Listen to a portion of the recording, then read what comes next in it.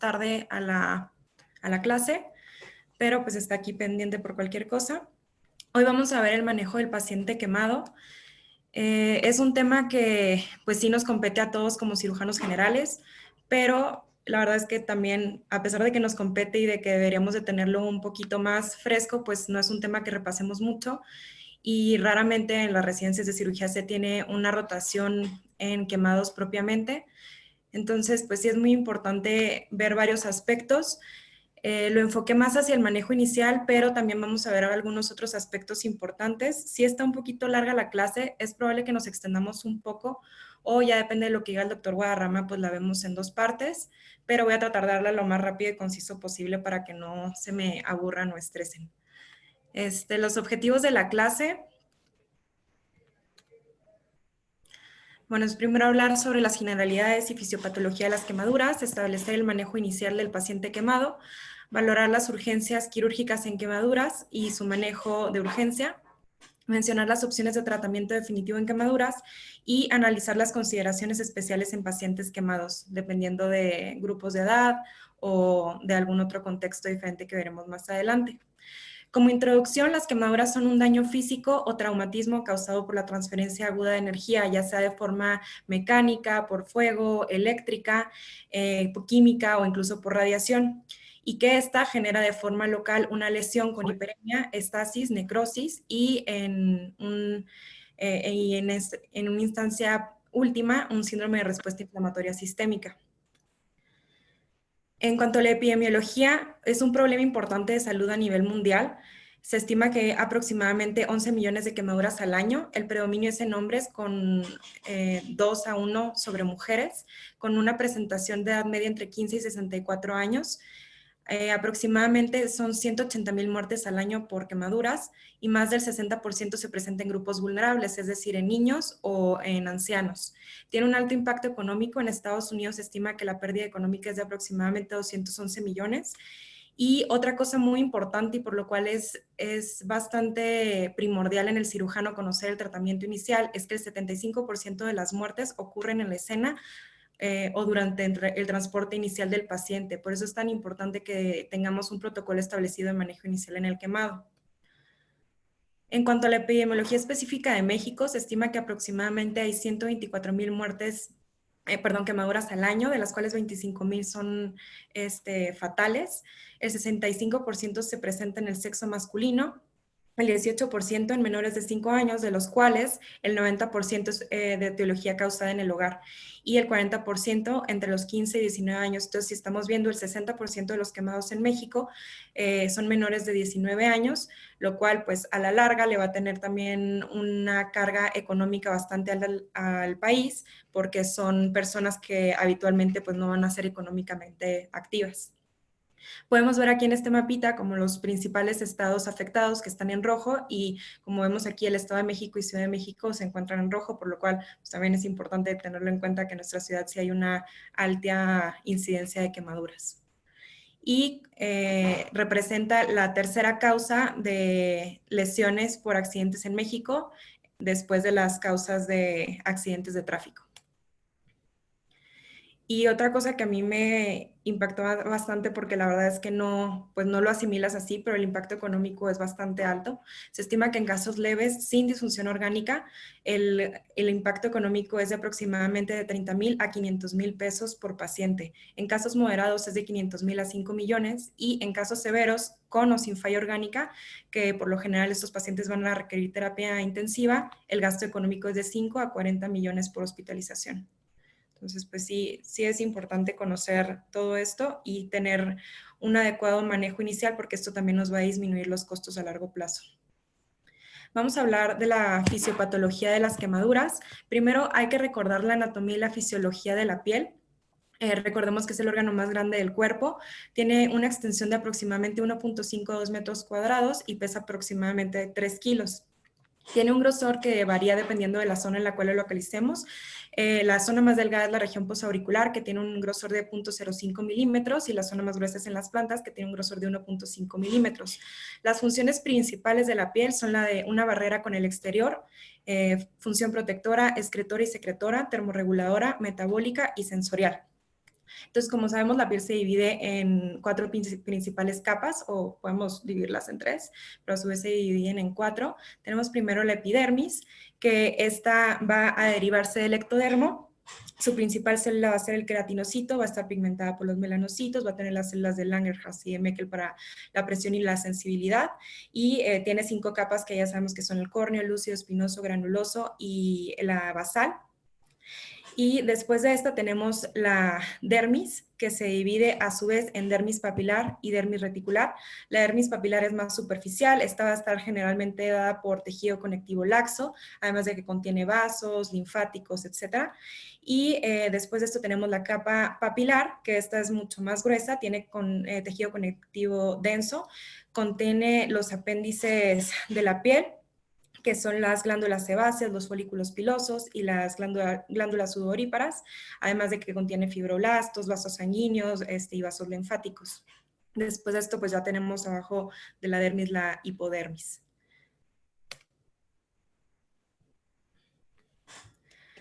Bueno, las quemaduras todas inicialmente van a tener alteraciones locales, pero a la larga y sobre todo si son de una grande extensión van a tener también una repercusión sistémica. La respuesta va a ser directamente proporcional tanto a la extensión como a la profundidad de la quemadura. Y en todo tipo de quemadura existe una reacción y respuesta inflamatoria desde los primeros minutos de la lesión y se liberan mediadores químicos. Los principales van a ser las interleucinas 1 y 6, el factor de necrosis tumoral y la prostaglandina E2. Además, tenemos una diferente respuesta orgánica, que es una consecuencia una de la otra.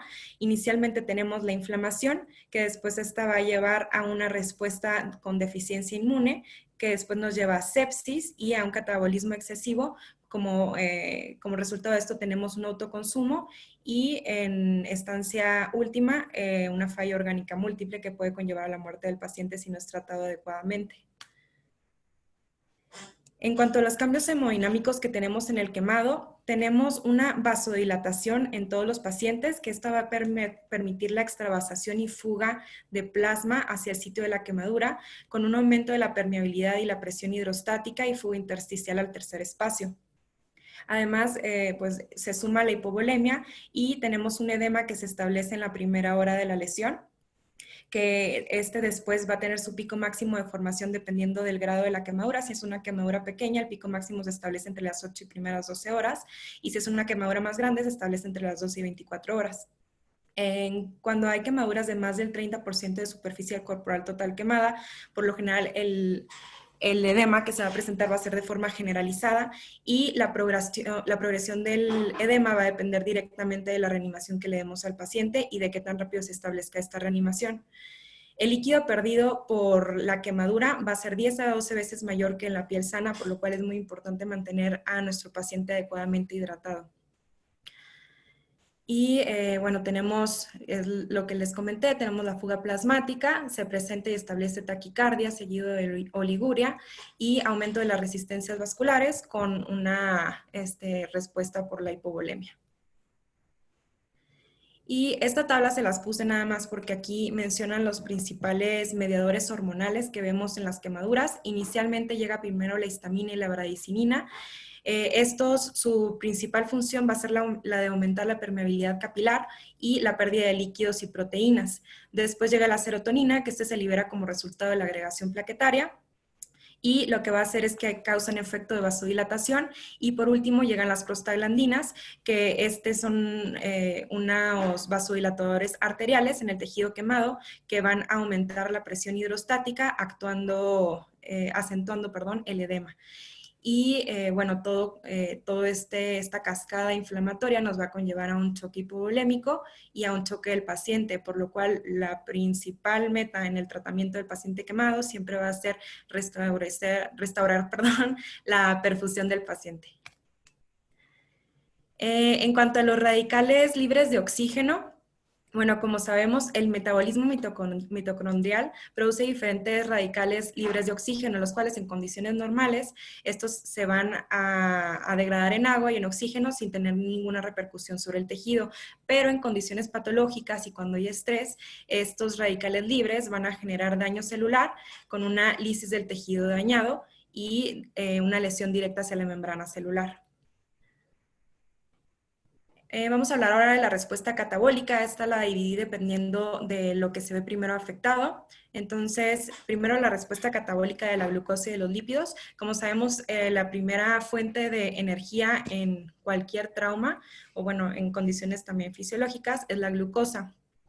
La acción catabólica de los glucocorticoides y del glucagón en los pacientes quemados va a ocasionar una lisis muscular, aumento de la glucosa circulante y resistencia periférica a la insulina. Tenemos en la fase inicial la glucosa como fuente de energía, actuando directamente el glucagón en el glucógeno hepático que libera glucosa, y también de la misma forma el glucagón actúa sobre las proteínas musculares favoreciendo su desdoblamiento y causando gluconeogénesis para la producción de energía tanto en contexto de trauma como en contexto de quemados. La insulina puede estar inicialmente dentro de cifras normales o puede incluso estar dentro de cifras altas, pero pues va a haber una resistencia periférica a su acción, lo cual va a impedir la entrada de la glucosa a las células periféricas. Entonces, por eso es que tenemos la resistencia y eventualmente la glucosa ya no va a ser una adecuada fuente de energía. Entonces, en este momento, en cuanto ya se agotan las reservas de glucógeno, las grasas son una fuente importante de calorías en el quemado.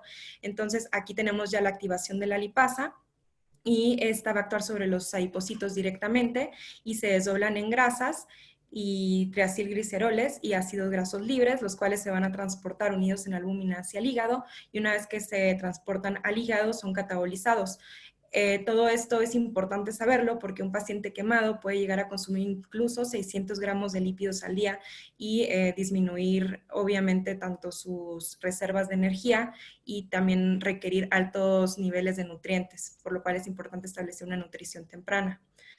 En cuanto a la respuesta catabólica de las proteínas estructurales y plasmáticas también se encuentran alteradas. Inicialmente, como sabemos, va a haber una vasodilatación que va a propiciar la fuga de moléculas pequeñas, incluyendo las proteínas, y una parte muy importante está secuestrada, y todo esto aumenta el poder oncótico, lo que produce que se atraiga más agua hacia la periferia o hacia el tercer espacio. Entonces, esto aparte nos da unas cifras bajas de albúmina intravascular, por lo cual aumenta la presión oncótica.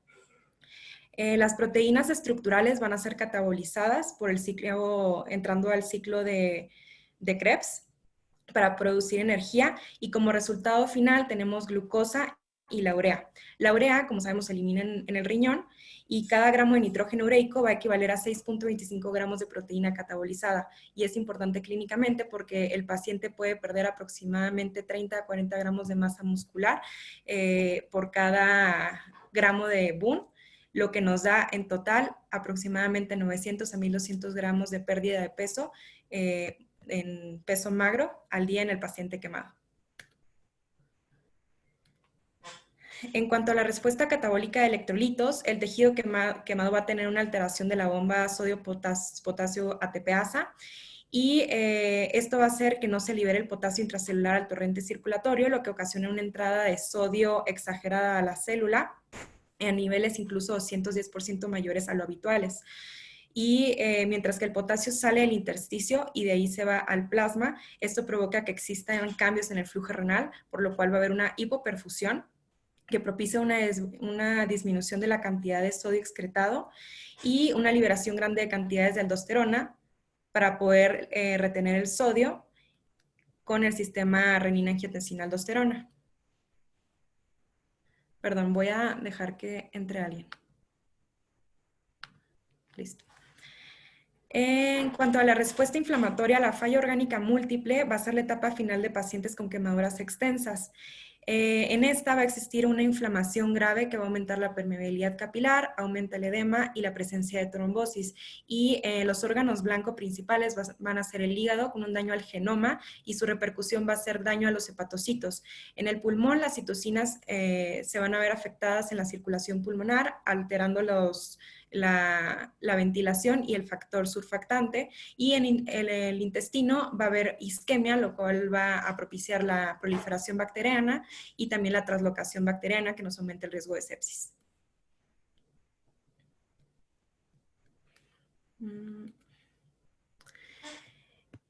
En cuanto a la fisiopatología de la lesión como tal, las zonas de Jackson se establecieron o se describieron desde los años 60.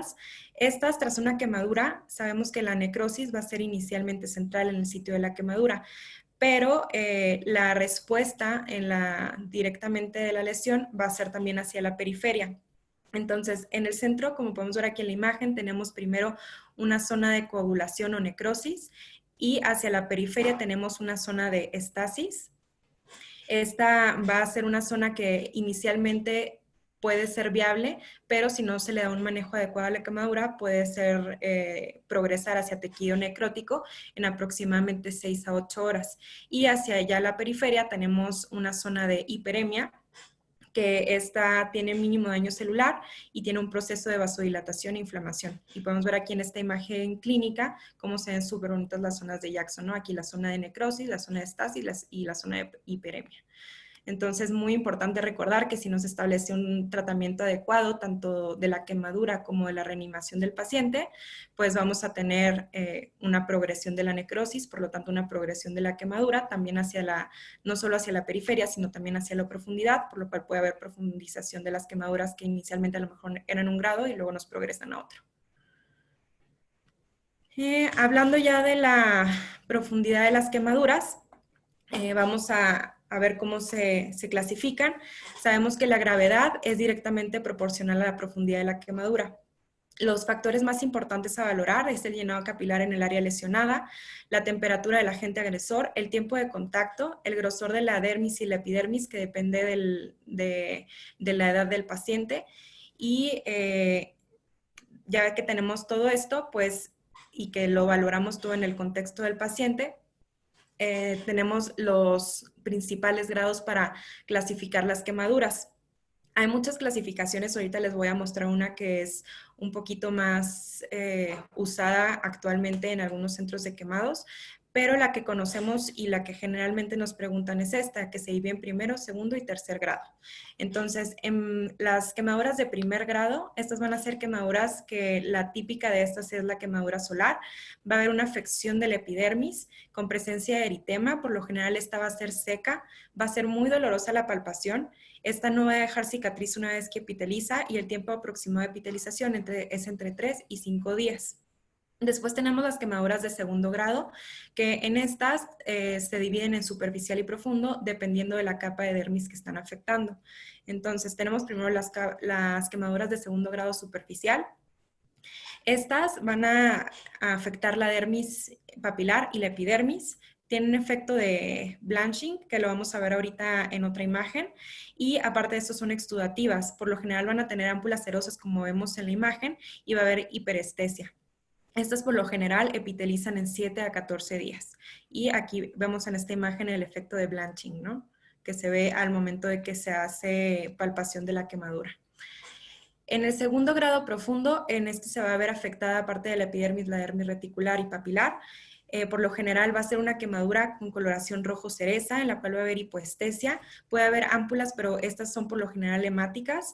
Y es muy importante entender que estas quemaduras, más que epitelizar, que sí lo pueden hacer en aproximadamente más de 2 semanas, entre 2 y 4 semanas, sí lo van a hacer, pero por lo general van a dejar una cicatriz. Entonces, tenemos que recordar que un epitelio o una epitelización no es igual a una cicatrización, tanto porque no es funcional la piel como porque puede dejar secuelas a largo plazo, como por ejemplo contracción, limitación de movimiento, sobre todo si estas quemaduras son en zonas de flexión o en articulaciones grandes. Por último, tenemos las quemaduras de tercer grado, que estas van a ser desde el tejido subcutáneo hacia la profundidad. Estas van a ser anestesia, ya que aquí ya no tenemos terminaciones nerviosas que nos generen dolor. Por lo general van a ser blancas, sin sangrado, y estas no cicatrizan, perdón, no epitelizan para nada. O sea, estas solo cicatrizan y dejan una cicatriz que no va a ser funcional y que pues se puede profundizar si no se trata. Y bueno, tenemos las de tercer grado. En otros libros y en otros lados también las abordan como quemaduras de cuarto grado, aquellas que tienen profundización hacia tejidos profundos, como por ejemplo tendones o hueso. Entonces, pues nada más para que lo tengamos en mente, pero esta clasificación es también bastante aceptada y es la que nos preguntan en el poema. Entonces, esta línea roja se las puse para que visualicemos que a partir del segundo grado profundo el tratamiento de la quemadura va a ser siempre quirúrgico. Vamos a ver más adelante las alternativas, pero pues siempre tomar en cuenta esto. Otra clasificación que se usa en algunos centros de quemados, este es de un centro de quemados de Estados Unidos, es que lejos de usar porcentajes, grados, utilizan la profundidad o la profundidad afectada de la quemadura. Entonces la dividen como epidérmicas, dérmicas, dependiendo del grado de la profundidad y de espesor total. Y pues básicamente son las mismas características que ya les mencioné. Aquí nada más ellos agregan la dérmica media, pero es casi igual. Y importante también recordar que el tratamiento a partir de la afección de la dermis reticular va a ser siempre quirúrgico. En cuanto al cálculo de extensión de quemadura, para lesiones limitadas o lesiones que están diseminadas y a lo mejor que no están tan bien delimitadas, podemos utilizar la palma de la mano. Esta nos va a dar un porcentaje del 1% y importante saber que la palma de la mano no es solo con esta parte, sino que incluye también los dedos y este completo va a ser 1%. Pero obviamente pues no es tan fidedigna este cálculo de extensión. Tenemos además la regla de los 9, que esta va a ser bastante útil en adultos y esta va a ser con un 9% en la cara, un 18% en cara anterior y otro 18% en cara posterior de tórax y abdomen, un 9% en cada brazo y 18% en cada pierna y un 1% en genitales y periné. Para los niños tenemos esta regla de los 9 pediátrica que como sabemos, la extensión es diferente a los adultos porque la cabeza es proporcionalmente más grande que el cuerpo. Entonces, tenemos esta clasificación de los 9, pero por edad, si se fijan, una vez que aumenta el año, le van aumentando un 0.5% a las extremidades hasta que llega a los 9 años y aquí a partir de los 9 años las proporciones ya son muy similares a los del adulto, entonces ya es igual el cálculo. Y tenemos una clasificación para extensión de quemaduras que es un poquito más, pues que se utiliza más en los centros de quemados porque trata de calcular de forma más adecuada dependiendo de las proporciones por grupo de edad. Entonces, pues podemos ver aquí cómo en el adulto es diferente el porcentaje de la cabeza, del tórax. Y la forma en que lo podemos calcular es con estas hojas de cotejo en la cual va revisando el médico todas las zonas afectadas y va anotando el porcentaje. Si se fijan, es muy, muy importante. Aquí nada más incluye el segundo y tercer grado de profundidad. ¿Qué quiere decir esto? Que el primer grado no se cuenta para el conteo de la extensión de la quemadura. Solo se cuenta segundo y tercer grado para calcular el total de la quemadura. ¿Ok? Y esta hojita es la que usan en algunos centros de quemados, que si se fijan como que contiene todas las principales características de la quemadura y del paciente, la edad, cómo fue la quemadura, el peso, talla, todo esto para poder tener de forma rápida la información para poder luego calcular cualquier solución o reanimación y para que todo el equipo esté como enterado de la situación del paciente. Bueno, vamos a hablar del manejo inicial del paciente quemado. Les voy a hablar aquí en esta parte del protocolo ABLS. Entonces, la evaluación inicial del paciente va a ser muy similar a la evaluación del paciente en trauma con protocolo ATLS. Primero, tener muy en cuenta que la protección personal es lo más importante pues de todo el personal médico que va a estar atendiendo al paciente, porque pues a veces las quemaduras pueden ser químicas, entonces te puedes poner en riesgo si estás en contacto con el paciente o incluso y sobre todo en quemaduras por radiación. Pero bueno, una vez que ya se tiene esto, el protocolo va a ser A, B, C, D, E y revisión secundaria, como ya sabemos, inicialmente con control de la vía aérea y protección cervical. Ahorita vamos a revisar cada una en específico. Después, respiración y ventilación, circulación y estatus cardíaco, valorar el déficit neurológico, en la de la exposición y control ambiental, que aquí es donde entra nuestro manejo inicial de la quemadura, y después la evaluación secundaria. En cuanto al AB, que es el manejo inicial de la vía aérea, El objetivo en las primeras 24 horas va a ser la permeabilidad y la oxigenación y ventilación del paciente. Hay que colocar de inicio una mascarilla facial con oxígeno humidificado con FIO2 al 100%. Hay que tener una aspiración continua, sobre todo en aquellos pacientes que han tenido inhalación de humo porque tienen un aumento de las secreciones. Y siempre evitar esteroides para, o sea, en algunos casos he visto que dejan esteroides como para evitar que se forme el edema, pero este no está indicado y no se ha visto que tenga utilidad. Entonces es importante saber que no hay que dejarlo de inicio. Hay que saber cuándo hay que intubar tempranamente al paciente. Entonces, las indicaciones específicas es que se tenga una quemadura de más del 40 al 50% de superficie corporal total quemada, en quemaduras que tengan lesión en área bucal o faciales extensas. Cuando haya vibrisas quemadas, esto nos habla de que hubo una inhalación de humo o que puede haber una quemadura supraglótica. En caso de que haya edema o riesgo de edema, cuando hay odinofagia o cambios en la voz, necesidad de aclaramiento pulmonar por parte del paciente, incapacidad para controlar las secreciones, una desaturación o fatiga respiratoria, necesidad de altas dosis de narcóticos, porque sabemos que estos son depresores de la respiración, y obviamente cuando haya una escala de coma de Glasgow menor a 8 puntos, igual que en protocolo de ATLS. Los signos tempranos de obstrucción son ronquera, estridor, uso de músculos accesorios y una retracción esternal. Y inicialmente, si se intuba al paciente, se recomienda que se deje una PIP inicial de 5 a 8, ya que está a prevenir el colapso de vías aéreas pequeñas, sobre todo en pulmones que hayan recibido alguna lesión por inhalación. En cuanto a las lesiones por inhalación por humo, 2 a 14% de los pacientes en quemados los van a tener. La severidad se va a relacionar con la temperatura, el tiempo y la composición del humo. Y tenemos 3 tipos diferentes de lesión. Una es por exposición solo al humo y otra va a ser por una lesión supraglótica por calor y otra subglótica por aspiración. Pero pues las quemaduras por inhalación pueden ser también mixtas, entonces siempre hay que tenerlo muy en cuenta. En cuanto a la lesión por envenenamiento por monóxido de carbono, bueno, pues las mayorías de las muertes en la escena del incendio van a ser causadas por envenenamiento con monóxido y este va a ser un producto de combustión incompleta que va a generar un gas inodoro, insípido y no irritante, por lo cual es muy difícil identificarlo. Este va a ser 240 veces más afín al oxígeno y va a generar con la unión a la hemoglobina carboxihemoglobina, que esta no tiene una adecuada difusión a los tejidos, obviamente porque no tiene oxígeno, entonces se genera una hipoxia celular. Tiene una vida media aproximadamente de 4 horas y con oxígeno esta vida media disminuye hasta 1 hora. El tratamiento de esto inicialmente va a ser con oxígeno con FIO2 al 100% humidificado y el oxígeno al 100% se va a dejar hasta que se tenga una carboxihemoglobina bajo del 10%. Y vemos aquí en esta tabla los síntomas que se presentan dependiendo del porcentaje de carboxihemoglobina.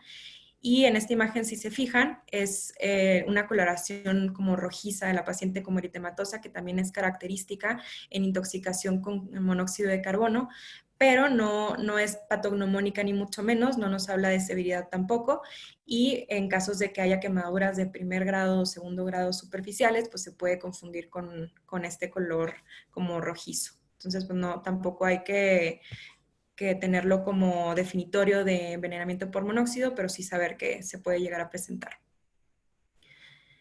Las lesiones por inhalación las podemos dividir a grandes rasgos en aquellas que son supraglóticas e infraglóticas. Las supraglóticas son un poquito más predecibles porque el paciente por lo general se va a ver con este cuadro que vemos aquí en la imagen.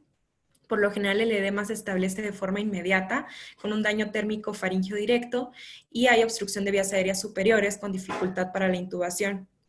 En cuanto al infraglótico, este es impredecible, puede ser por inhalación por humo o puede ser una acción retardada, por ejemplo, por algunos químicos, incluso puede tardar la acción hasta 4 o 5 días y generalmente hay un daño al epitelio respiratorio que este va a generar como un desprendimiento paulatino y que a lo largo de aproximadamente entre 2 y 5 días va a aumentar las secreciones y va a disminuir la zona de ventilación-perfusión, causando una destrucción ciliar, una inactivación del surfactante y un espasmo y edema pulmonar. Entonces, pues hay que tenerlo en cuenta y sospecharlo en caso de que haya habido liberación de humos en la zona del incendio o en la zona de la lesión. Entonces, cuando se tenga la sospecha, pues siempre hay que tener una monitorización continua del paciente, sobre todo en los primeros 5 días, que es cuando se establecen este tipo de lesiones. Y en estos casos que se sospeche, tampoco están indicados los esteroides profilácticos para tratar de disminuir el edema o la respuesta inflamatoria. Hablando ya de la C en específico, pero a lo mejor van a decir dónde está la fórmula de Parkland aquí. Bueno, pues esta la vamos a establecer hasta la evaluación secundaria, pero de inicio en el paciente quemado, en la reanimación inicial hídrica, vamos a pasarle, dependiendo de la edad, una carga inicial con ya sea Ringer lactato o con Harman. Y esto es dependiendo del grupo de edad. En menores de 5 años se pasa inicialmente 125 mililitros por hora. En 6 a 13 años se pasan 250 mililitros y en aquellos mayores de 14 años ya se puede pasar una carga de 500 mililitros hora. Esta se puede ir pasando desde que se tiene al paciente, por ejemplo, en la ambulancia y una vez que va siendo trasladado hacia el hospital.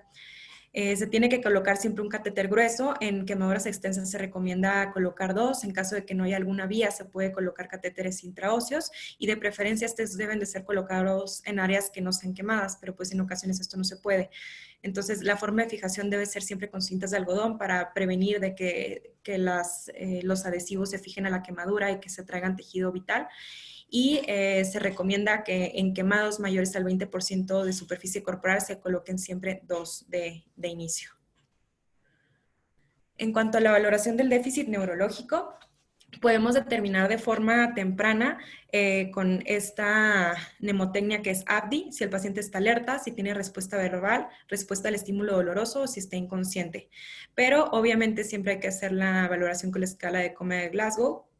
Y pues siempre hay que descartar que el paciente tenga alguna lesión neurológica asociada y descartar que tenga alguna alteración neurológica que sea causada por inhalación de humo o por tóxicos. Ya en cuanto al manejo inicial de la quemadura, hay que tener una exposición completa del paciente, siempre mantenerlo en un ambiente cálido. Como la prioridad va a ser mantenerlo en una temperatura entre 37 y 40 grados. Se debe tener siempre el proceso de quemadura. Si es que o sea, si se está atendiendo al paciente en el sitio de la quemadura, pues detener obviamente el proceso, pero pues si ya está en un ámbito hospitalario, lo que hay que hacer es que hay que retirar la ropa, la joyería y los lentes de contacto, muy, muy importantes porque en caso de que haya habido contacto con químicos, estos se pueden adherir firmemente a la córnea y se adhiere y profundizan. Entonces es muy importante también buscar siempre si el paciente los tiene. Hay que hacer un enfriamiento del material adherente, esto con agua templada y una irrigación de las zonas de quemadura con agua templada por aproximadamente 20 minutos. Después de esto se debe secar la quemadura y se debe cubrir con sábanas limpias y secas. En esta parte se estima el porcentaje de la quemadura y muy importante que al momento en que se esté irrigando nunca se use agua fría porque esta va a causar hipotermia, la cual sabemos que causa vasoconstricción y como hay una vasoconstricción no hay una adecuada perfusión de los tejidos y va a causar una profundización de las lesiones. Entonces, siempre agua templada y que no esté fría. En cuanto a la evaluación secundaria, hay que analizar siempre las circunstancias de la lesión para poder determinar el mecanismo específico de la quemadura, hacer un historial médico detallado que tenga todas estas características, que es con la mnemotecnia AMPLET, verificando las alergias, medicamentos, patologías, alimentos, si el paciente está vacunado y el ambiente o el entorno en el cual sucedió la lesión. Hay que determinar la severidad de la quemadura, determinando obviamente la extensión, la profundidad y los factores asociados a la lesión. Además, hay que tener signos vitales cada hora, sobre todo en pacientes que tengan más del 20% de superficie corporal total quemada. Hay que poner una sonda nasogástrica, pero esta está indicada sobre todo en pacientes que estén intubados o en pacientes que tengan náusea. Poner una sonda vesical en quemaduras mayor al 20%, esto porque hay que tener un control del balance electrolítico, perdón, del balance hídrico y con esto vamos a guiar nuestra reanimación ya a largo plazo. También hay que tener una adecuada evaluación de la perfusión, de las quemaduras, una evaluación y soporte ventilatorio continuo, manejo de dolor y de la ansiedad, una elevación de la cabecera a 30 grados y obviamente a lo mejor esto no es prioridad, pero es importante también tener un adecuado apoyo psicológico y psiquiátrico del paciente. En cuanto a la evaluación de la perfusión, tenemos las 5 Ps, que estas nos van a ayudar para poder diagnosticar síndrome compartimental, que son la progresión del dolor, palidez, la ausencia de pulsos, parestesias y parálisis. Y ya ahorita más adelante vamos a ver cómo se aborda esta urgencia quirúrgica en el quemado. Y la analgesia se recomienda que se dé con opioides y benzodiazepinas, siempre IV, porque intramuscular, como está la quemadura y como hay presencia de edema, no hay una adecuada absorción de los medicamentos a nivel intramuscular.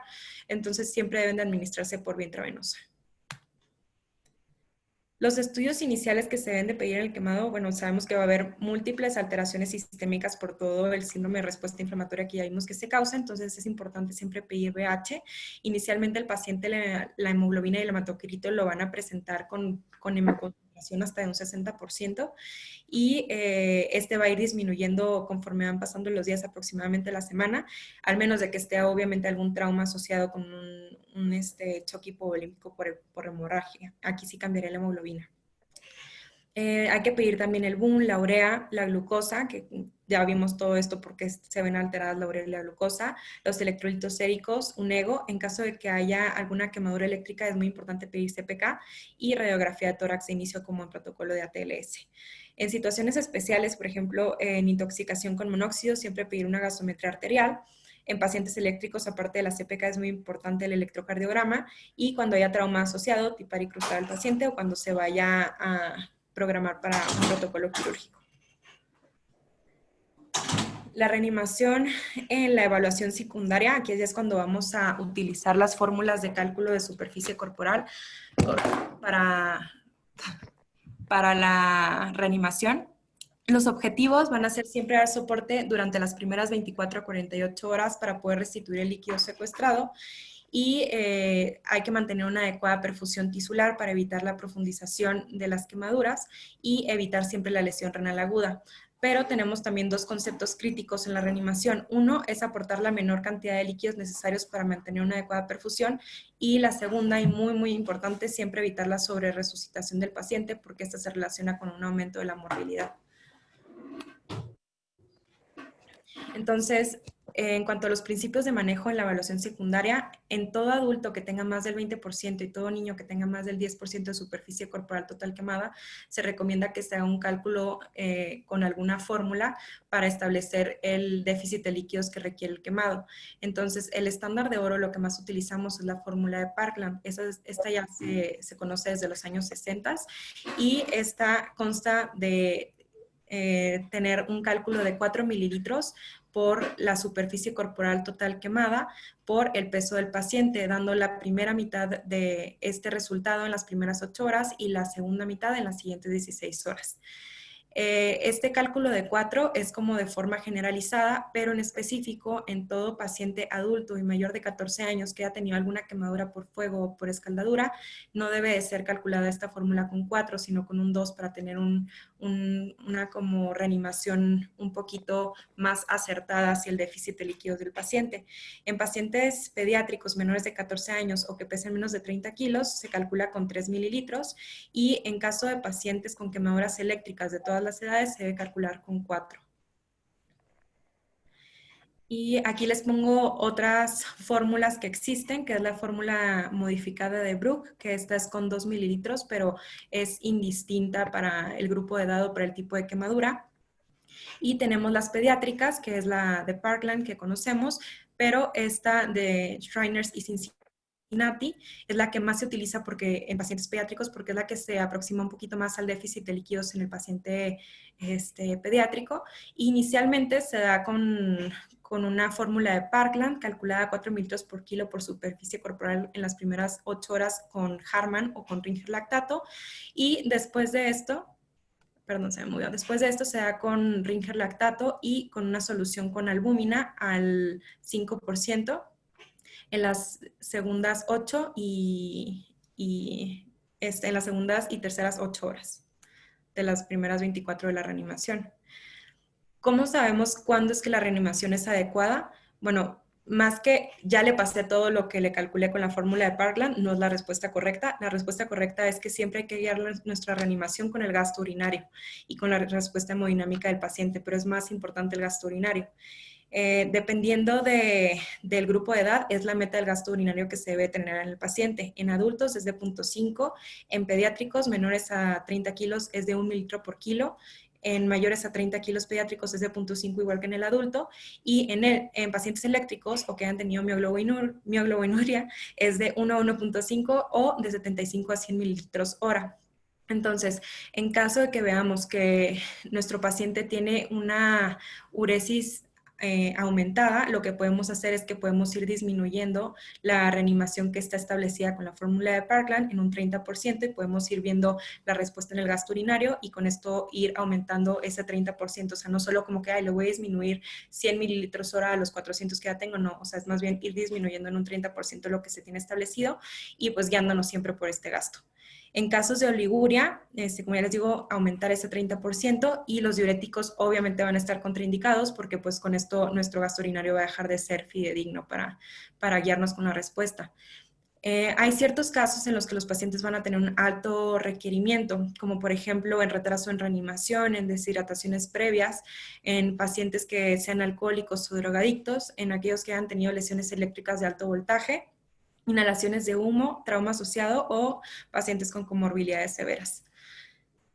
Y en cuanto a la vigilancia hemodinámica, también para saber si nuestra reanimación está siendo adecuada, pues hay que tener obviamente una monitorización cardíaca continua, en la cual la meta es tener una frecuencia cardíaca por abajo de 100 latidos por minuto.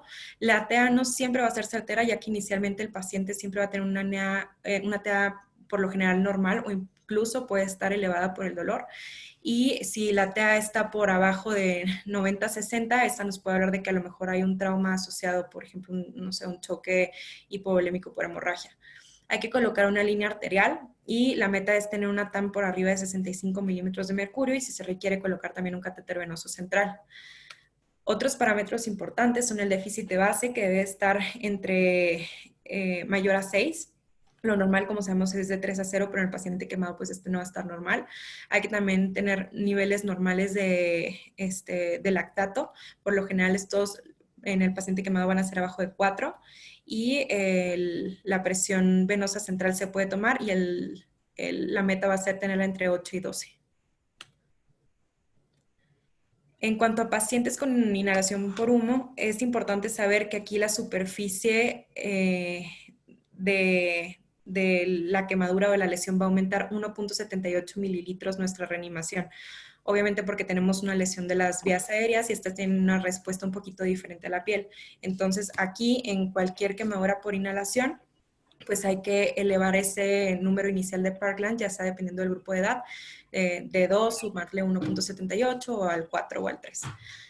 En caso de lesiones por inhalación, la mortalidad nos va a aumentar hasta un 25%. Por lo general va a ser necesaria una ventilación mecánica temprana y hay que tomar en cuenta que siempre va a haber un riesgo aumentado de neumonías secundarias por esto. Y podemos ver aquí en esta tablita el protocolo que se debe hacer a cualquier paciente que tenga alguna lesión por inhalación por humo, que es siempre tenerlo con oxígeno humidificado, tratar de que tosa o que haga ejercicios respiratorios cada 2 horas, estarlo movilizando, que tenga una deambulación temprana y tener tener aerosolizaciones para broncodilatadores y en caso de que el paciente se dé de alta en, no sé, en algún tiempo temprano, pues siempre tener una adecuada educación de los familiares para que evitemos alguna lesión por inhalación a largo plazo. Algunas complicaciones asociadas con la sobrereanimación, esta va a estar siempre relacionada cuando se da una reanimación por arriba de 4 mililitros por kilo por superficie corporal. Van a ser edema pulmonar, insuficiencia respiratoria aguda, neumonía, bacteremia, falla orgánica múltiple, síndrome compartimental y aumento en la mortalidad. Todas estas cosas pues obviamente nos aumentan o nuestra morbilidad o como llamamos la mortalidad. Entonces, desde hace ya algunos años conocemos el término de fluid creep. Este se describió ya en los años 90 y lo que se traduce en esto es una sobrereanimación que se presenta cuando los volúmenes de la administración de líquidos de la reanimación inicial del paciente exceden las predicciones de la fórmula por la superficie corporal total quemada. La causa de esto es un exceso de volumen que va a ser multifactorial, ya sea porque a lo mejor no se tiene la experiencia para tratar al paciente o porque a lo mejor hay un mal cálculo de la superficie quemada. Entonces, ya hay múltiples artículos que se han publicado sobre el fluid creep. Todo esto, como con el propósito de tratar de modificar un poquito la fórmula que se utiliza de forma mundial, que es la de Parkland. Entonces, unas propuestas que se han hecho es que se puede utilizar coloide para tratar de disminuir la administración de líquidos en la reanimación inicial. En cuanto a esto del uso de coloides, pues es un poquito controversial y tenemos tres principales escuelas. La primera es que dice que los coloides no son efectivos en las primeras 24 horas, argumentando que la permeabilidad inicial de las proteínas va a estar elevada por la vasodilatación de la quemadura, porque se promueve un edema pulmonar y porque aparte no disminuye la mortalidad. Una segunda escuela dice que sí se pueden administrar desde un inicio y una tercera escuela, que es la que ahorita está un poquito más en tendencia, dice que se deben administrar, pero sobre todo en las 8 a 12 horas post quemadura, que es cuando disminuye el edema y la vasodilatación. Esto para evitar que haya un efecto paradójico si son administrados antes por la fuga al tercer espacio. Y también argumentan que hay menos edema y hay más estabilidad hemodinámica, aunque también dicen que no disminuye la mortalidad. Entonces es lo que está un poquito hoy en día más en tendencia. Y el coloide que más se utiliza es la albúmina, esta porque es la que es más activa oncóticamente. Entonces, la tendencia no es como reanimar solo con albúmina, sino que hacer un manejo híbrido, es decir, usar inicialmente la fórmula de Parkland y después usar una fórmula que se llama de Moore y Berkeley modificada, que esta la que hace es que nos hace un cálculo con albúmina al 5%. La fórmula es de 0.5 mililitros por kilo en las primeras 36 horas, pero esta es como para una reanimación solo con albúmina. Entonces, para hacer un manejo híbrido se usa la fórmula de Parkland para las primeras 8 horas y después de esto, para las siguientes horas, para cumplir las 36, se usa la fórmula de Moore-Berkeley. Entonces, lo que vieron con esta reanimación con albúmina en estudios prospectivos es que al comparar una reanimación con Parkland solamente, se tenía un aumento en la reanimación de 1.7. O sea, si tenemos que el cálculo de la fórmula es con 4, el exceso que se está dando de reanimación era de 1.7 y al momento en que se utiliza una fórmula híbrida, ya también con albúmina, el exceso es de 0.8. ¿Qué quiere decir? Que nuestro paciente, o sea, sí está excedido, pero no el doble como es con la fórmula pura de Parkland. Entonces, con P estadísticamente significativas, se ha visto que sí no reduce la mortalidad, pero que sí nos reduce la morbilidad al estar reduciendo los riesgos de sobrereanimación. Otra tendencia, como sabemos en general en trauma, pues es que ya se está dando un poquito más de productos sanguíneos de forma temprana y no solo cristaloides para la reanimación. Es igual con los quemados. Entonces, algo que se ha estado como publicando bastante es la administración de plasma inicial en la reanimación. Como sabemos, este es un fluido fisiológico que estabiliza el endotelio y estabiliza el endotelio por una restauración del glicocálix directa, lo cual nos va a disminuir la permeabilidad y la fuga intersticial y disminuyendo el edema. Entonces, se prefiere que se den las primeras 8 horas y esto para disminuir los requerimientos de cristaloides. Entonces, es como el propósito básicamente y obviamente guiándonos por el gasto urinario para poder ir disminuyendo paulatinamente las soluciones y la infusión y así el riesgo de edema. Y nada más como conclusiones de toda la reanimación. Tanto la albúmina como el plasma, su uso actualmente es controversial y la información que encontramos en la literatura es bastante limitada. La reanimación inicial con fluidos, con cristaloides está indicada y se puede hacer uso de coloides, aunque inicialmente en las primeras 8 horas pues va a ser un poquito controversial y se cree que es inapropiado e incluso puede ser perjudicial para el paciente. Y las soluciones hipertónicas, albúmina y plasma, han sido asociadas con una disminución de los requerimientos de líquidos, pero no se ha visto que tenga alguna función sobre la disminución de la mortalidad.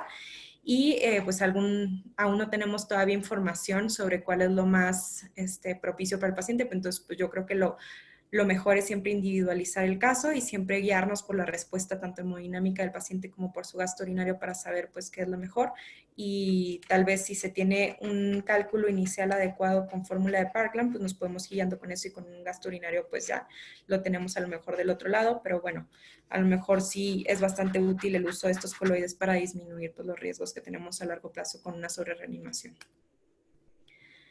¿Cuándo se va a concluir la reanimación? Bueno, esta se va a concluir cuando el volumen de líquido administrado necesario para mantener la diuresis sea igual al de mantenimiento.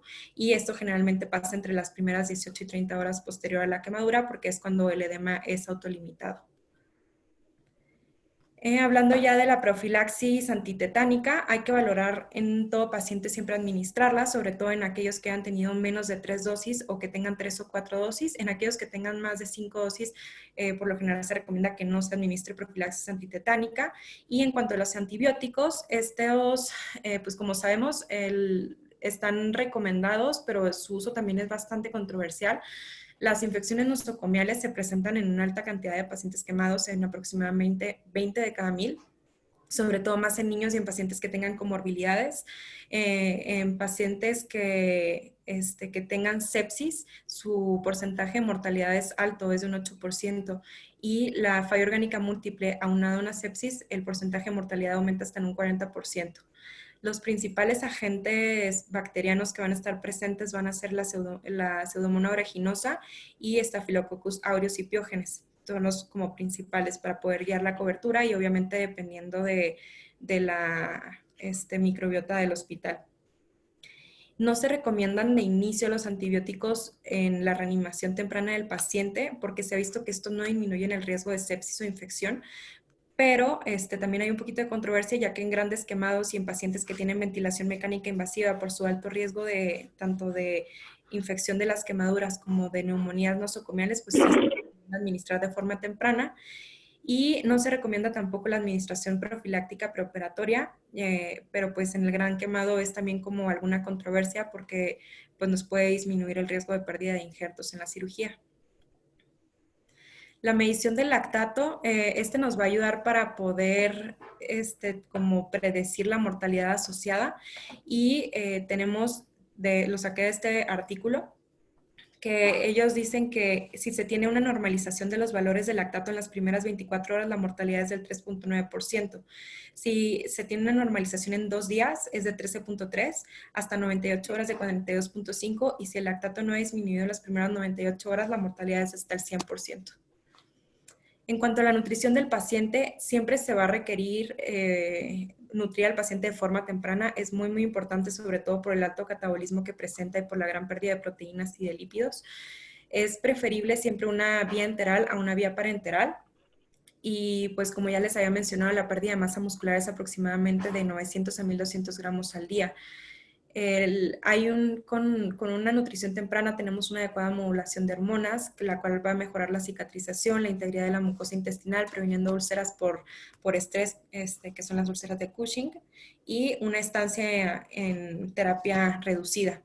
Y se debe establecer una nutrición siempre con proteínas de 1.52 gramos por kilo día y lípidos de 600 gramos al día. En cuanto a las consideraciones especiales, dependiendo de los diferentes tipos de quemaduras, bueno, en quemaduras pediátricas, esta es la principal causa de muerte no intencional en el hogar, sobre todo en pacientes menores a 5 años. Como ya vimos, la fórmula de Parkland es calculada con 3 mililitros, y una vez que ya se dio la reanimación inicial en el paciente, los líquidos de mantenimiento en pacientes menores a 30 kilos van a ser con esta fórmula que ya sabemos que se utiliza en el paciente quemado, dependiendo de los 10 o siguientes 10 kilos de peso. Y se recomienda que se use dextrosa al 5% por el alto riesgo de hipoglucemias en el pediátrico. Algunas consideraciones especiales es que la superficie corporal es diferente que en el adulto, es mucho menor. La proporción de la cabeza con el cuerpo es diferente también, es mayor que en el adulto. Y hay una mala termorregulación y la piel va a ser más delgada, por la cual con alguna quemadura, por ejemplo por escaldadura, a menor tiempo de exposición puede haber quemaduras mucho más profundas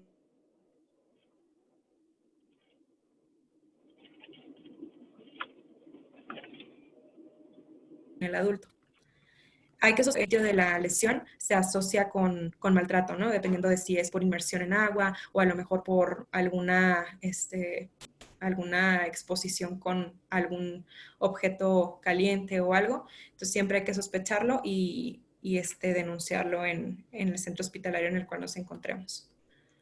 En embarazadas, bueno, ayer ya vimos la clase de FER, obviamente es con protocolo ATLS igual, pero importante tomar en cuenta que las quemaduras que son mayores al 25 al 50% de la superficie corporal van a aumentar la mortalidad materno-fetal si no son tratadas adecuadamente hasta en un 60%.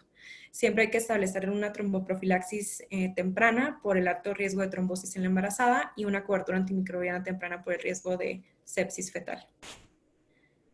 En cuanto a las quemaduras eléctricas, estas van a representar aproximadamente el 4% de las quemaduras. Las dividimos en quemaduras de alto voltaje y de bajo voltaje, dependiendo si son menores o mayores a 1000 milivolts. Y también las dividimos por corriente directa o por corriente alterna.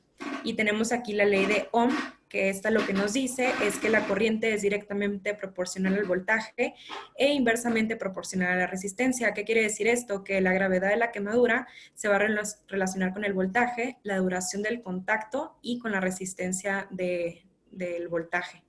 Entonces tenemos del tejido que está recibiendo ese voltaje. Entonces tenemos una resistencia mayor dependiendo del tejido que se ve afectado, que va desde el hueso hasta los nervios, teniendo una menor resistencia en vasos y nervios sobre todo. Y las quemaduras eléctricas tienen 3 principales mecanismos. Inicialmente va a ser por una corriente eléctrica, que siempre va a tener un sitio de entrada y un sitio de salida. Va a presentarse con un arco eléctrico, que esta es la transmisión de energía a través del aire, y puede llegar hasta más de 4000 grados. Y si tiene contacto con algún como material sintético, pues puede haber también ignición de la ropa, y son como los 3 mecanismos de quemadura en eléctricas. También tenemos el efecto non-let-go, que es como la descarga eléctrica que se presenta en los músculos flexores, que tiene predominio sobre los extensores al momento de estar tomando algo con la mano o con alguna otra parte del cuerpo, que nos da un efecto de que la mano se queda como engarrotada hacia el sitio de la quemadura, y pues obviamente nos aumenta más la quemadura y la extensión.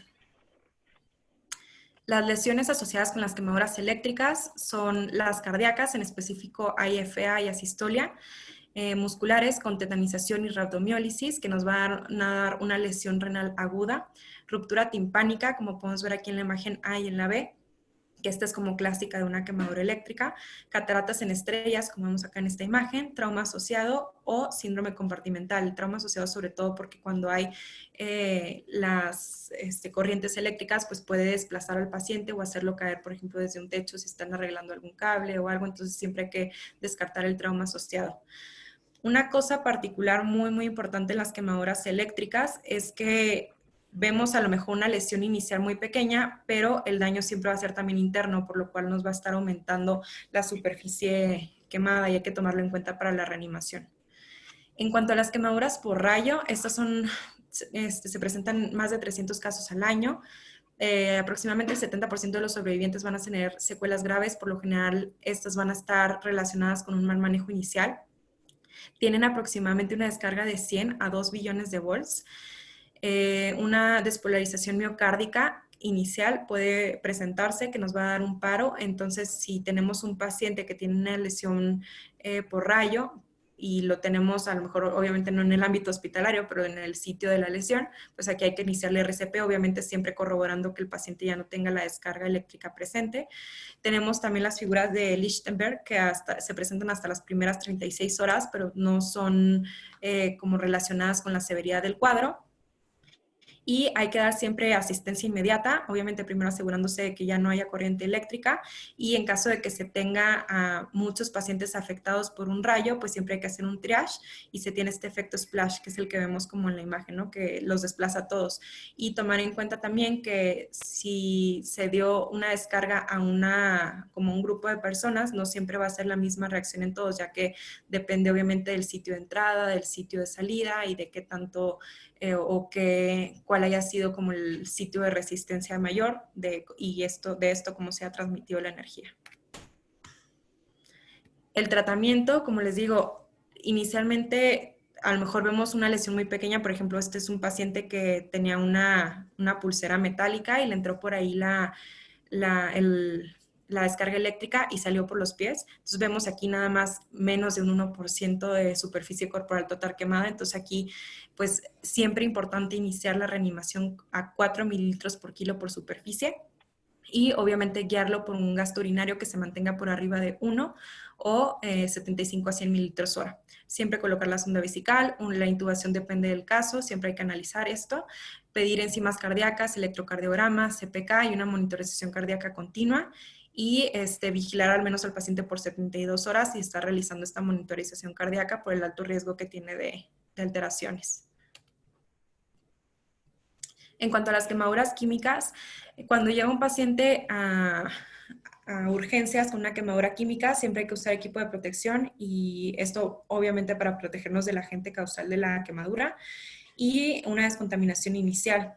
Esta se debe dar de preferencia en el sitio de la lesión, pero pues si no se hizo, obviamente ya va a estar más profundizada la quemadura al momento de que ya se trasladó al paciente, pero hay que iniciarlo o realizarlo de nuevo y de forma constante en urgencias inicial para tratar de disminuir el riesgo de profundización. Hay que determinar si la quemadura fue por un álcali o por un ácido y tratar las alteraciones sistémicas que se vean en el paciente con el protocolo ABLS. Como sabemos, el ácido va a tener una necrosis coagulativa. Esta se va a ver como una escara. Y el álcali va a tener una necrosis licuefactiva que va a ser mucho más agresiva, que es la que vemos aquí en la imagen de abajo. Esta siempre la preguntan en el POEM, que cuál es la lesión inicial por necrosis tanto en ácido como en álcali. Entonces, tenerlo también muy en cuenta. Las quemaduras por frío, bueno, estas a lo mejor aquí en Ciudad de México pues van a tener una baja incidencia, pero hay otros lados del país que sí tienen una alta prevalencia. Cuando los tejidos llegan a menos de 32 grados centígrados va a ser fatal y el mecanismo es por dos tipos. Uno puede ser por una lesión por frío sin congelamiento, en la cual va a haber una vasoconstricción prolongada y un efecto de isquemia y reperfusión. Y puede ser también una lesión por congelamiento, en la cual va a haber formación de cristales por hielo intracelulares. También las podemos dividir en aquellas que son reversibles y en aquellas que son irreversibles. En las que son reversibles es como por ejemplo en esta imagen que vemos aquí, en la cual tenemos unas 4 principales fases. Inicialmente la piel se va a ver pálida, después se va a ver cianótica, luego se va a ver hiperémica como en la foto de arriba y por último se va a ver hiperémica pero posterior. Este efecto de quemadura por frío puede durar incluso hasta 4 semanas y pues importante que el paciente sepa, ¿no?, que va a estar con su sitio de lesión con hiperemia, pero que va a remitir la lesión eventualmente. Y en cuanto a las que son reversibles e irreversibles, son aquellas que son un poquito más profundas, en las cuales ya hay presencia de necrosis o pérdida completa de la sensibilidad. Y el tratamiento que se debe dar inicialmente es secar la quemadura, vendar, calentar, hacer una inmersión continua en agua por aproximadamente 15 a 30 minutos con temperatura a 40 a 42 grados. La analgesia se debe dar con ibuprofeno. Los trombolíticos se han visto que tienen una mejoría en la reperfusión de las quemaduras por frío, sin embargo, pues su uso es controversial. Y la amputación temprana no se recomienda, ya que por lo general las lesiones por quemadura por frío no se delimitan bien hasta el paso de al menos 1 o 2 semanas. Entonces hay que esperarnos a que pase este tiempo para saber si ya se puede amputar y tratar de amputar lo menos posible en caso de alguna extremidad. En cuanto a las quemaduras por radiación, estas resultan por la exposición a radiación electromagnética o partículas ionizantes. Las principales causas son por rayos UV, en casos de medicina nuclear, ya cosas como un poquito más intensas, bombas sucias o armas nucleares.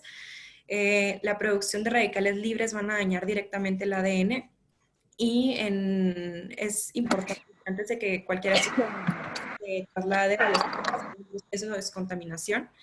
Y el paciente puede tener como tres formas de irradiación. Una es una irradiación externa, esta por un contacto directo. Otra es una contaminación interna, por ejemplo, por inhalación o por absorción del agente nuclear. Y otra es por contaminación externa, que es decir, que la radiación se quede como presente en la ropa o en la piel. Entonces, todo esto hace que el paciente pues sea radioactivo y tomarlo en cuenta siempre para el manejo en el hospital. Es importante que el personal siempre tenga equipo de protección, que se cuente con un contador de Geiger-Müller, que es el que vemos aquí en la imagen. Este está siempre, por lo general, en todos los servicios de radiología. Y hay que hacer la eliminación de fuentes sospechosas de radiación. Todo hospital debe tener siempre un protocolo hospitalario establecido para esto y se deben de otorgar dosímetros personales tanto al personal que va a estar atendiendo al paciente como al paciente. Y puede presentar el paciente un síndrome de radiación aguda, que este se manifiesta con leucopenia, trombocitopenia, pérdida de mucosa del tracto gastrointestinal, lo cual nos puede causar un sangrado de tubo digestivo severo. Y como hay translocación bacteriana, hay sepsis y choque y depresión medular. En cuanto a los criterios de referencia a centros para quemados, tenemos como todas estas 10 situaciones en las cuales hay que considerar siempre trasladar al paciente a un centro especializado para quemados. Primero es que en quemaduras parciales más al 10% de superficie corporal, quemadura de zonas especiales como lo son manos, pies, cara, genitales, perineo y articulaciones mayores, todo esto porque nos van a tener secuelas tanto estéticas como funcionales a largo plazo. En toda quemadura de tercer grado a cualquier edad y cualquier porcentaje de superficie, quemaduras eléctricas y por rayo, quemaduras químicas, quemaduras con lesiones por inhalación, pacientes con comorbilidades preexistentes, en pacientes que tengan algún trauma asociado o en hospitales en los cuales no se tenga infraestructura para el paciente pediátrico, por ejemplo, o en caso de que se requiera una intervención social o rehabilitación especial del paciente por algún contexto en el cual se encuentre. Otros factores importantes a considerar es el factor del medio ambiente, si se tiene un sitio adecuado para la atención, si el personal está capacitado, si el paciente tiene lesiones graves o patologías importantes a tratar y obviamente el factor de la herida, considerar las complicaciones a largo plazo y el tratamiento que se va a dar y si a largo plazo se va a poder seguir dando ese tratamiento. En caso de que no se tengan todas estas características, siempre considerar derivar al paciente. Para la estabilización y traslado, siempre completar una evaluación primaria y secundaria, hacer un acuerdo con el sitio receptor, hacer un informe detallado y del manejo ya otorgado, esto para que el sitio receptor se pueda preparar para el paciente, tener al paciente estabilizado y preparado durante su traslado y antes del traslado, y obviamente que el hospital receptor esté con toda la preparación del triage en urgencias para la recepción del paciente. Doctor, ya llevamos 1:08, no sé si tenga problema en que siga o doctor Guadarrama. Hola, no, yo no tengo ningún problema, si quieres puedes seguirte unos 15 minutos. Ok. Y para que lo concluyas. Muy bien. Bueno, vamos a hablar del manejo inicial de la quemadura. El manejo inicial de la quemadura lo vamos a dividir para efectos de esta clase en el manejo inicial, el tratamiento definitivo y el manejo que se debe realizar en caso de que se identifique alguna urgencia. Todos los pacientes quemados van a requerir un manejo inicial siempre y obviamente un tratamiento definitivo, pero no todos aquellos, dependiendo de la superficie de la quemadura, lo van a requerir. Hay que saber que solo existen 3 urgencias quirúrgicas reales para el paciente quemado. La primera es el síndrome compartimental, la segunda es la protección ocular y la tercera es la revascularización. Ahorita las vamos a ver un poquito más adelante. Entonces, saber diferenciar que el manejo inicial que se le va a dar al paciente no va a ser el manejo definitivo, es decir, a veces pensamos que a lo mejor vamos a darle un lavado quirúrgico al paciente, no, ese no es el manejo que se va a dar inicial, ni es el manejo que se va a dar a largo plazo. O sea, tenemos que ver ahorita de forma seriada cómo se trata al paciente y lo vamos a ir como abordando poco a poco. En casos de quemaduras superficiales que solo tengan afección epidérmica y dependiendo de la zona se puede dar tratamientos tópicos, que son estos que vemos aquí en la tablita. No los voy a ver como más a profundidad, solo saber que pues el tratamiento es tópico, solo para mantener humectada la quemadura, y hay que dar obviamente educación al paciente de cómo se va a estar cuidando y cómo se va a hacer el seguimiento de su quemadura. Y ya en cuanto a quemaduras un poquito más profundas, las pautas básicas para el manejo del quemado es primero priorizar el tratamiento, identificando y clasificando adecuadamente la quemadura. Nunca es de urgencia vital operar inicialmente la quemadura, al menos de que haya alguna de las urgencias que ya les mencioné, que las veremos más adelante. Y hay que saber identificar el momento oportuno para el tratamiento, tanto porque no se tenga a lo mejor una reanimación adecuada y se quiera meter al paciente, o sea, siempre hay que tenerlo hemodinámicamente estable para poder ya dar un tratamiento quirúrgico. Y se debe de establecer siempre la superficie corporal, porque obviamente en pacientes quemados hay que identificar el porcentaje, y si es un porcentaje alto, pues a lo mejor no se va a poder injertar todo de inicio, entonces hay que identificar las zonas más importantes de injertar iniciales, ya sea zonas funcionales o zonas estéticas. Y hay que tener la infraestructura y el personal adecuado.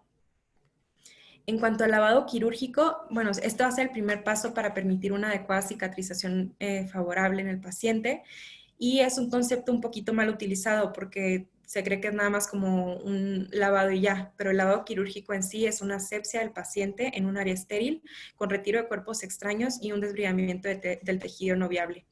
Sus indicaciones van a ser en pacientes que tengan quemaduras sucias con o sin infección, con cuerpos extraños adheridos y que tengan tejido no viable. Entonces, en todo paciente que cumpla con estas características, siempre inicialmente hacerle un lavado quirúrgico.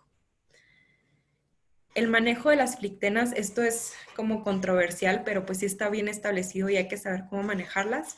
La flictena se forma por una separación entre la dermis y la epidermis.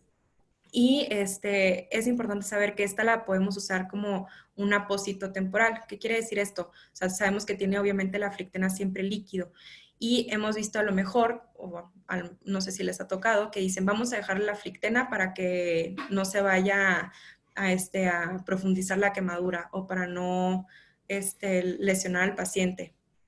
Pero realmente este líquido lo que hace es que tiene enzimas, entonces si dejamos el líquido a largo plazo, genera una profundización de la quemadura, además de que hay un alto riesgo de que este líquido se infecte. Entonces sí es muy importante drenar las flictenas, pero no siempre estas se van a quitar. Está indicado quitarlas en caso de que las flictenas sean mayores a 5 milímetros y si está ya el paciente en un centro de quemados especializado o si se tiene un hospital como por ejemplo en el cual tenemos apósitos de otros tipos, podemos quitar la flictena y podemos ponerle otra cobertura. ¿Por qué es importante ponerle otra cobertura? Porque al retirar la flictena va a haber bastante dolor y puede haber también riesgo de infección. Entonces siempre hay que cubrir la flictena ya sea con un apósito, y en caso de que no se tenga, lo que se puede hacer es que se deja la flictena como tal, pero ya sin el líquido solo drenada, y se deja eso de forma temporal hasta que se referencie el paciente a un sitio especializado. Se debe hacer siempre la resección, obviamente por lo que les digo del riesgo de profundización, para tratar de remover el tejido no viable. Para prevenir una ruptura espontánea es mejor que la rompamos nosotros a que se rompa de forma espontánea por alguna otra causa, y para prevenir el riesgo de infecciones y de dolor. Y les pongo aquí este ejemplo, es un paciente que lo dejaron 15 días con su flictenita para que se le cuidara su mano, y era una quemadura inicialmente de segundo grado superficial, y como pueden ver al paso de 15 días con su flictena, pues se le profundizó una quemadura ya bastante profunda, ¿no? Entonces sí es importante drenarlos, y dependiendo en el contexto en el cual nos encontremos, si tenemos a lo mejor los medios para cubrirlo con un apósito, usar apósitos, y si se puede quitar la flictena. Si no tenemos esos medios, pues dejar la epidermis de la flictena para que esté como apósito, pero obviamente ya sin el líquido que esté profundizando con las enzimas. En cuanto a la curación de la quemadura, la curación, el propósito de esto es siempre favorecer la cicatrización, y los aspectos generales va a ser que se va a realizar una limpieza, un control de exudado, desbridamiento y prevención de infecciones. Y tenemos dos tipos a grandes rasgos de curaciones, que es la curación tradicional, que esta es la que conocemos que se realiza en la cama del paciente, con barrido, que se realiza a lo mejor con algún antiséptico, y después de esto se realiza cobertura y que requiere aproximadamente 2 a 3 curaciones al día. Y tenemos el otro tipo de curación, que es la curación avanzada, que es la que se realiza con ambiente húmedo, con uso de apósitos avanzados. Y este se puede realizar cada 3 a 14 días, dependiendo del tipo de apósito que utilicemos para la curación. En cuanto a qué curación es mejor, la respuesta es que es la avanzada. Esta porque propicia un ambiente húmedo en la quemadura. y lo que hace es que disminuye el riesgo de desecación celular, mejora la migración celular y la angiogénesis, la síntesis de colágeno, el aislamiento térmico, hay menos dolor, generan algunos, no todos, pero generan un desbridamiento autolítico, mejoran la velocidad de la cicatrización y la calidad de la cicatrización. Entonces, todo este ambiente húmedo y todas estas características nos van a favorecer a tener una adecuada granulación del tejido nuevo para que se tenga una mejor cicatrización y una mejor evolución de la quemadura. Entonces, nada más aquí rápidamente, pues la curación avanzada siempre va a ser mejor, tanto porque disminuye el dolor, mantiene húmedo el lecho, disminuye el tiempo empleado para la curación de la herida y nos va a generar una barrera bacteriana que nos va a favorecer toda que se tenga una oclusión de la herida mucho más rápida a comparación de la curación tradicional. Y tenemos aquí un ejemplo de una curación tradicional y una curación avanzada con apósitos. Y miren aquí, o sea, vamos a ver, tenemos la flictena, se hace la resección de la flictena y se están realizando curaciones con barrido. Y acá se están colocando apósitos, en específico se colocaron apósitos de plata y podemos ver la evolución a 2 semanas, como es bastante diferente una en otra, ¿no? Entonces, por eso es que es mejor la curación avanzada. En cuanto a los apósitos, para saber cuál usar, bueno, pues vamos a ver que a grandes rasgos y para efectos de esta clase tenemos la clasificación de apósitos que les estoy presentando, que es dividiéndolos por su acción, ya sea que sean pasivos, interactivos, bioactivos o mixtos. Y los que se usan en curación avanzada son los últimos 3, ya que estimulan las enzimas catalíticas del desbridamiento y interactúan con la herida para mantener un ambiente húmedo y una adecuada oxigenación.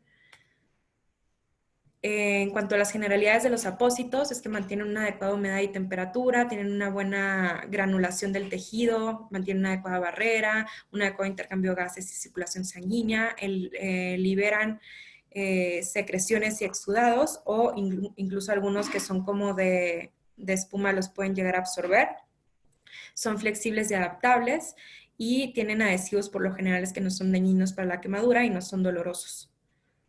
En cuanto a qué apósito elegir, bueno, esto depende de qué tipo de quemadura tengamos. Si tenemos quemaduras superficiales, como ya les dije, pues solo es tratamiento tópico y que se mantenga humedad de la quemadura. Si tenemos quemaduras un poquito más profundas, pero que siguen siendo superficiales, se puede usar apósitos con silicona, hidrocoloides o antimicrobianos, y estos se van a estar cambiando aproximadamente entre 3 a 7 días. Y si tenemos quemaduras que son más profundas, podemos usar apósitos de plata o apósitos que tengan algún antimicrobiano, y estos se van a estar cambiando cada 3 días. En cuanto a las zonas especiales, como por ejemplo la cara y el cuello, generalmente no van a requerir apósitos, pero sí es muy importante tener un vendaje para conservar la angulación del cuello y para prevenir que se tenga alguna contracción. Y es muy importante no usar adhesivos porque estos se pueden traer tejido viable. En las orejas siempre hay que ferulizar con gasas impregnadas con algún emoliente, esto para evitar que tenga unión de superficies quemadas, por ejemplo, del hélix con la zona posauricular, y puede haber adhesiones y puede haber también formación de cicatrices hipertróficas, entonces al ferulizar se previene todo esto. Y en las manos siempre es importante colocar un vendaje de cada dedo, sobre todo obviamente cuando estos están quemados, para prevenir el edema, y arriba de, como se ve en la figura 2 que les pongo aquí, y arriba de este vendaje se debe colocar otro más grande como en la figura 1 para tratar de que el paciente esté un poquito más protegido. En casos de piel hay que colocar gasas interdigitales siempre obviamente para prevenir las adherencias de un dedo con otro, y saber que pues hay un alto riesgo de úlceras por presión, entonces siempre colocar protección para esto. Y en zonas de periné siempre mantener la zona limpia con gasas impregnadas, y en región genital una presión para evitar el edema, sobre todo en región escrotal. Importante siempre el control del edema, porque el edema nos va a generar que no haya una adecuada perfusión de los tejidos y que el oxígeno no llegue bien. Entonces, siempre hay que tener la extremidad al paciente en semifowler o las extremidades elevadas. Hay que colocar medias compresivas o vendajes si no se cuenta con las medias. Se recomienda el uso de botas de pasta, pero si no se cuenta con ellas, con las medias puede ser suficiente. Y si se cuenta también, pues establecer una compresión neumática intermitente.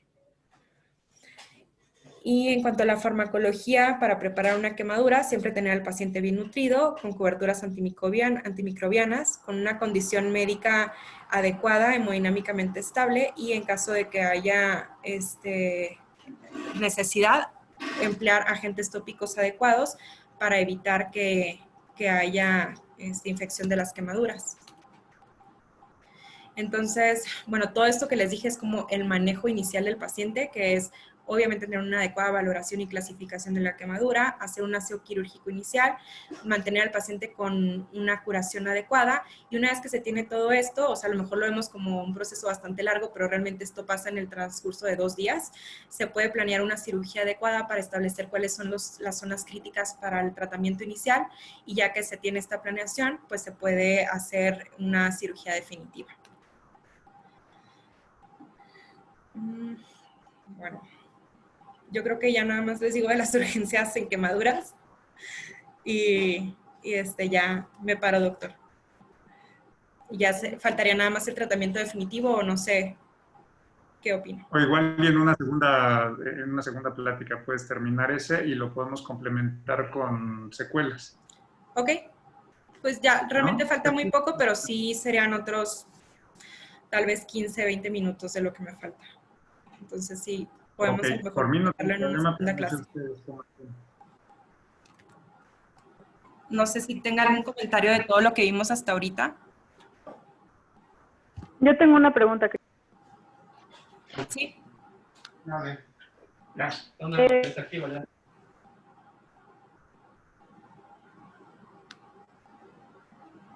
Bueno, hola. Bueno, nosotros, tuvimos un caso de unas quemaduras que llegaron al observatorio y tenían quemaduras periorales en la cara, entonces los intubamos. Y después cuando vimos el traslado al INR, nos preguntaron que por qué lo habíamos intubado sin broncoscopía.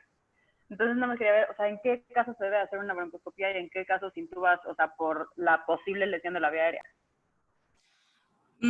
O sea, se recomienda la broncoscopía porque en ocasiones está edematizada la vía aérea y da como alguna estructura al momento de la intubación, pero al protocolo y el manejo no está establecido como las indicaciones para la fibroscopía. Y sobre todo fueron pacientes, sí, me acuerdo de los pacientes, o sea, llegaron ni a la hora de que había pasado la quemadura, entonces en pacientes que sea como tan rápido el traslado y que a lo mejor el edema no está tan establecido, no creo que sea necesaria la fibroscopía.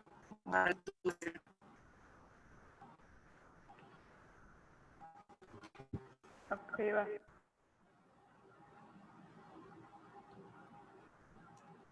¿Alguien más? ¿Una pregunta? ¿Dudas?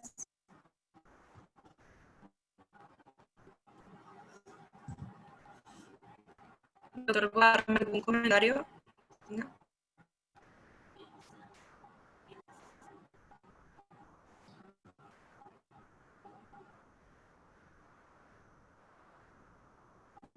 Sí, Cristina, mira, yo creo que aquí lo más importante, bueno, Sí, sí, doctor. ¿sí me escuchas? Sí. Lo más importante, y que ya lo mencionaste, es cuándo ingresar al paciente.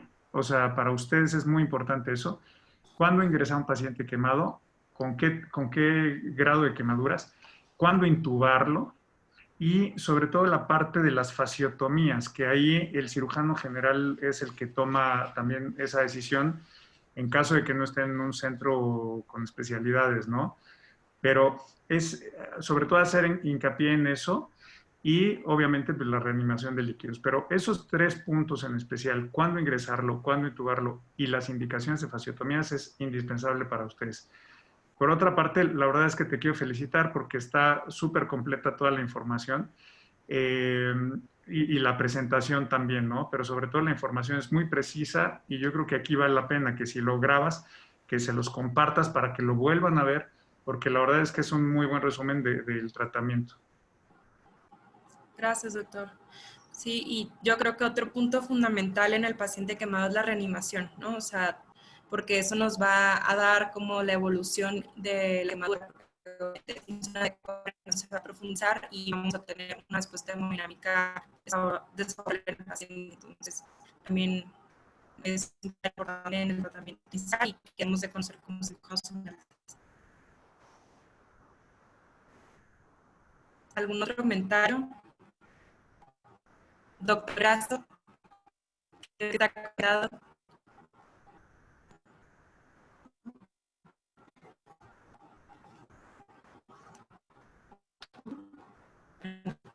Pues si ya nadie más tiene comentarios, entonces yo creo que nos ponemos de acuerdo para terminar la clase. De verdad, si debo resumir todo lo más importante y lo que nos tenemos los cirujanos. Yo creo que ya nada más 20 minutos, cada sector que queremos un poquito de clase, a lo mejor le agrego unos 2 o 5 minutos a esto y ya todo.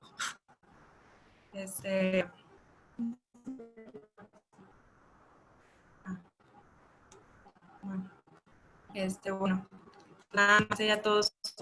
Gracias por Guadarrama. Muchas gracias. Pues, gracias a ti, la verdad es que está muy bien y vale la pena complementarlo nada más con una clase que podamos hacer para poner el resto de los tratamientos y hablar un poco de secuelas. Muy bien. Bueno, pues gracias a todos. Gracias, Que tengan buen día. Bye. Gracias, Cris. Bye. Muchas gracias, Cris.